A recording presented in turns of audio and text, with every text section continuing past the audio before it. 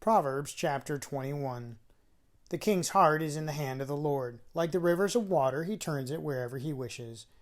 Every way of a man is right in his own eyes, but the Lord weighs the hearts. To do righteousness and justice is more acceptable to the Lord than sacrifice. A haughty look, a proud heart, and the plowing of the wicked are sin. The plans of the diligent lead surely to plenty, but those of everyone who is hasty surely to poverty. Getting treasures by a lying tongue is the fleeting fantasy of those who seek death. The violence of the wicked will destroy them because they refuse to do justice. The ways of a guilty man is perverse, but as for the pure, his work is right. Better to dwell in a corner of a housetop than in a house shared with a contentious woman. The soul of the wicked desires evil, his neighbor finds no favor in his eyes. When the scoffer is punished, the simple is made wise, but when the wise is instructed, he receives knowledge. The righteous God wisely considers the house of the wicked, overthrowing the wicked for their wickedness. Whoever shuts his ears to the cry of the poor will also cry himself and not be heard. A gift in secret pacifies anger, and a bribe behind the back strong wrath. It is a joy for the just to do justice, but destruction will come to the workers of iniquity. A man who wanders from the way of understanding will rest in the assembly of the dead. He who loves pleasure will be a poor man. He who loves wine and oil will not be rich. The wicked shall be a ransom for the righteous, and the unfaithful for the upright. Better to dwell in the wilderness than with a contentious and angry woman. There is desirable treasure and oil in the dwelling of the wise, but a foolish man squanders it. He who follows righteousness and mercy finds life, righteousness, and honor. A wise man scales the city of the mighty and brings down the Trutz's stronghold. Whoever guards his mouth and tongue keeps his soul from troubles. A proud and haughty man, scoffer is his name. He acts with arrogant pride.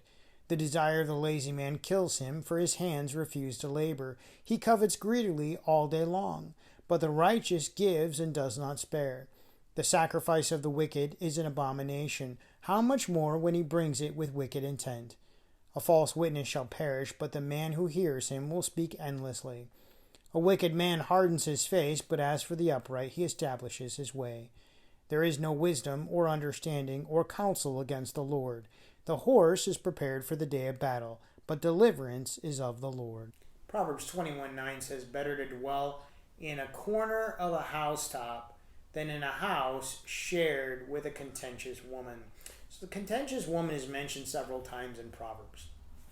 Proverbs 19:13 says, a foolish son is the ruin of her father, and the contentions of a wife are a continual dripping.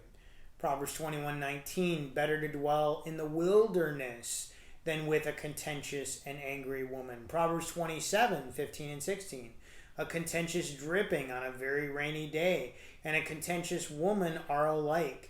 Whoever restrains her restrains the wind and grasps oil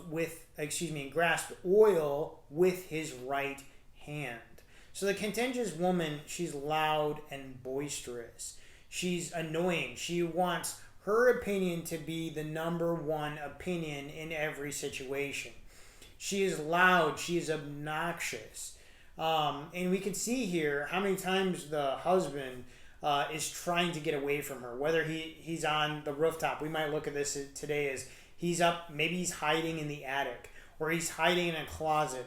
Or it's here in other Proverbs it's saying it's better to dwell in the wilderness than to be stuck in the house with this woman.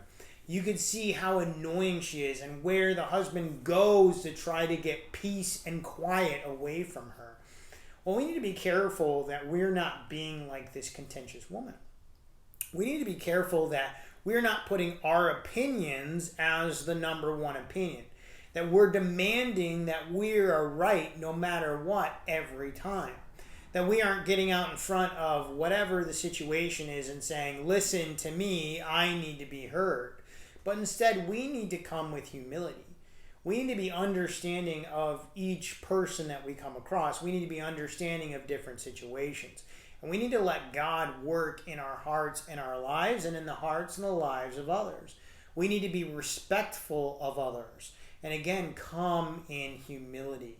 As Romans 12:18 reminds us, if it is possible, as much as depends on you, live peaceably with all men. If we have the ability to, we need to live peaceably with all men.